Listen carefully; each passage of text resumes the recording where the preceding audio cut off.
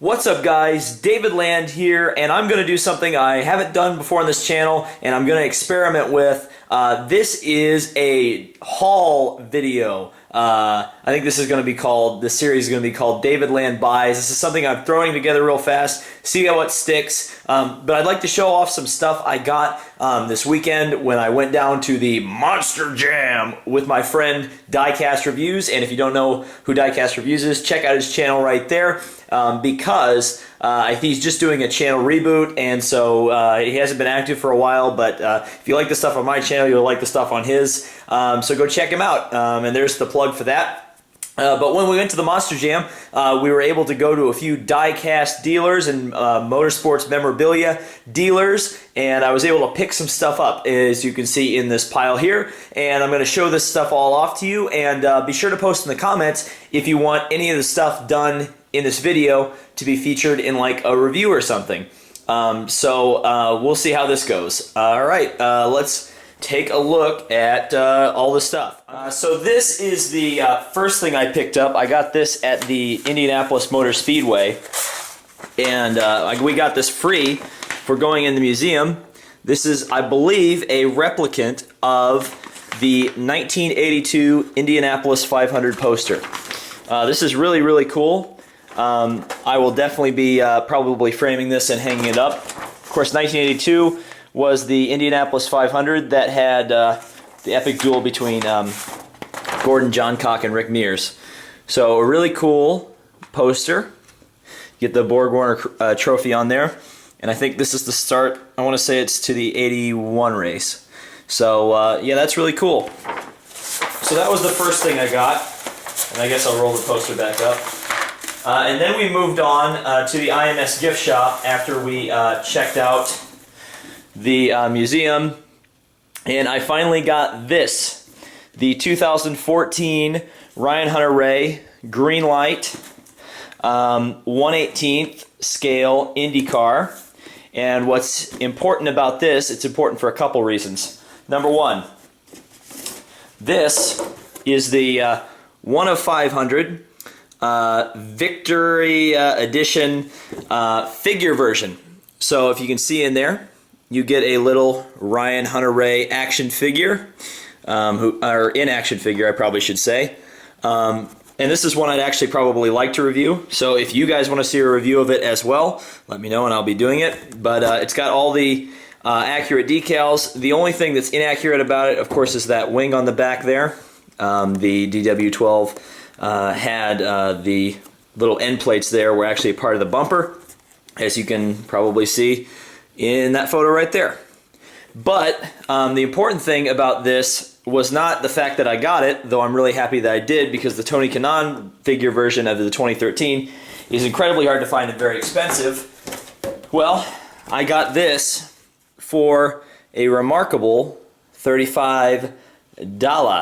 And when you consider that these Greenlight figure version 118s go for usually about 70 bucks, this was one heck of a deal.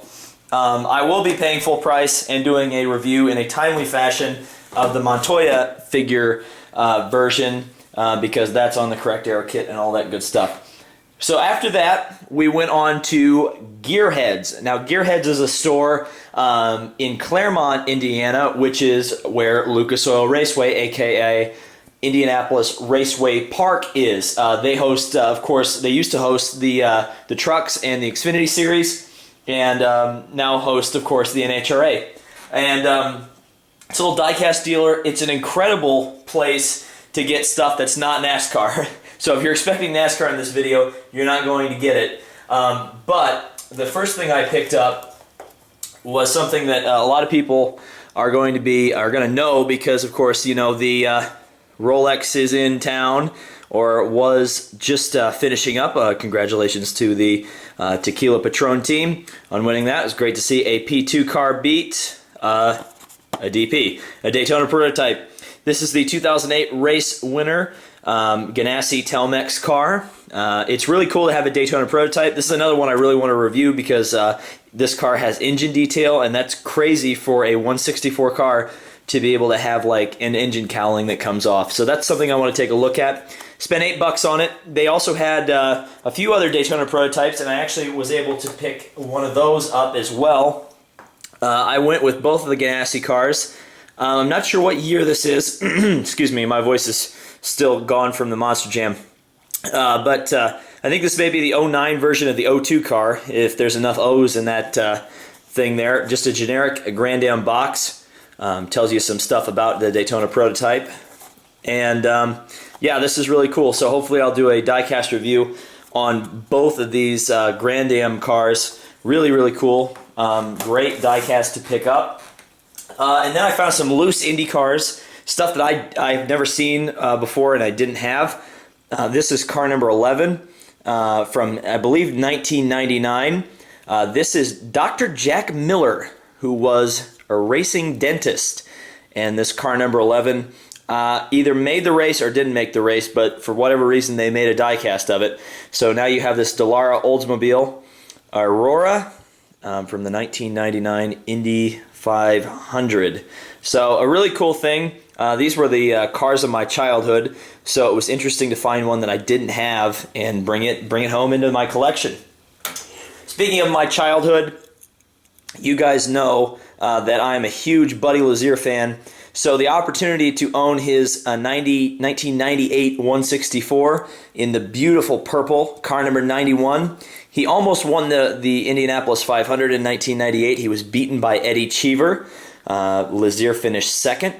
But it's really cool to see this car and to have it. And when I saw it was for sale at Gearheads, man, I had to jump on that opportunity. This is a great color scheme, and if you guys know from my NASCAR 15 videos, which are returning, by the way, Mr. Commenter, I'm sure, that's commenting on this, you may notice some striking similarities between this scheme and those schemes, because this is kind of like the defining scheme for me, a purple Indy car, or a purple race car for that matter. The next thing I picked up was this, a Bosch Spark Plugs hat. Now you may say like, oh well, why would you buy that? I mean, it's just kind of a generic item, generic sponsorship item. Well, the guy at Gearheads told me, and I trusted him because I recognized it, that he got a guy who sold him a lot of stuff from the podiums. So this is a podium cap, and I believe this is one of those podium caps that you would have seen at Nazareth Speedway. So, and of course you guys know that I'm a big Nazareth Speedway fan. I actually got to see the ruins of Nazareth Speedway not too long ago. It was really cool. Alright, so the next thing we're going to take a look at here is something that I found was really cool. And this was a thing that sent me down a rabbit hole of buying a bunch of posters I probably didn't need and I don't really need to pay for to frame, but I will be because I'm a weirdo. So, I'm going to open this poster up. You're going to see something else come out of it, but we're not going to show you that yet. We're going to show you that in a bit. So I got a poster. This actually wasn't the thing I bought. This just kind of came with the thing that I bought. But it's a poster, as you can tell, for the US 500. Now, if you guys don't know what the US 500 was, it was the thing that CART, aka the PPG IndyCar World Series, did to kind of spite the IRL and the Indy Racing League by staging their own 500-mile race at the same time as the IndyCar, or the IRL Indianapolis 500. And the reason that I bought this, the reason it's kind of an infamous race, is that these guys had a big old crash when the race started. But it's an interesting historical thing. This guy actually had a lot of these posters, but he didn't have a lot of the things that I'm going to show you next. Because this is something I've never seen before and something I'm going to cherish a lot, meaning I'm going to get it framed. So, this is the official PPG IndyCar World Series 1996 US 500 Spotter's Guide. I've never seen one of these before. It's an incredible find, and there are some cars on here that I didn't even know were going to... Well, I did know, I was aware of them, particularly some of these in the back row, but I'd never seen them visually represented because they didn't show up to the race. So, a really, really, really cool piece here.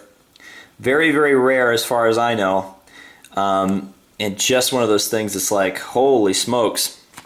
This is a huge find, a very, very a big piece, a big item. It's actually kind of small, a small piece of paper. I'm not sure if this will fit in a frame or something. I might have to get it customly framed. But absolutely awesome to have something like that. And it wasn't over. More things that I didn't think existed. How about this? This is 1995, the official IndyCar World Series, though not to specifically, not a specific race spotter's guide. It is a spotter's guide to the 1995 PPG IndyCar World Series.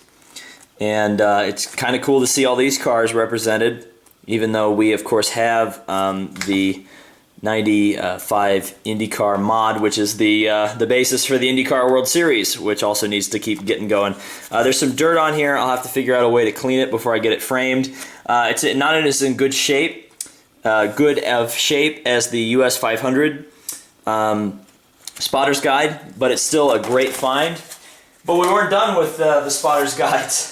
I found even another one. Actually, Brody found this one for me, and I convinced him to let me keep it. But this is the 1997 Kart Spotter's Guide. Now, what's interesting about this is they took all the tobacco sponsors off the cars, so you can see the Marlboro cars are blank, and that will be the same for the Players Foresight cars and the Cool Green car. But another really, really neat find here. It's really cool to see this, and again, like stuff like Paul Jasper's car, Arndt Meyer, Dennis Vitolo, Walter Salas, a lot of guys you don't really see a lot of, and you don't have a lot of merchandise. There's some dust here on the bottom of it, but again, another thing I'm going to certainly be getting framed and getting all together. And the last thing I picked up was something that I'm a huge fan of, and this is a poster of what in my opinion is the most beautiful Le Mans prototype ever built, the BP Mazda Lola ALMS LMP2 car from 2008. You can see all these photos were taken at Sebring. This car actually had a big flip at Sebring and never participated in the race. As far as I can tell, it's not signed or anything. There's nothing particularly interesting outside of the fact that this is a car that I absolutely adore, and it was definitely something to add to the collection. So it's another thing I will be framing, though I think this size of poster is something I can pretty easily get framed.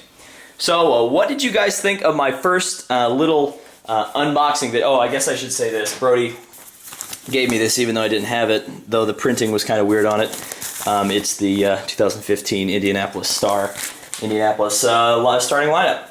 So what did you guys think of this first David Land buys or David Land hauls video? I hope you guys enjoyed this. NASCAR Authentics videos are coming too, but I wanted to change it up, do something else, because you know, even I get bored of doing the same thing over and over and over again.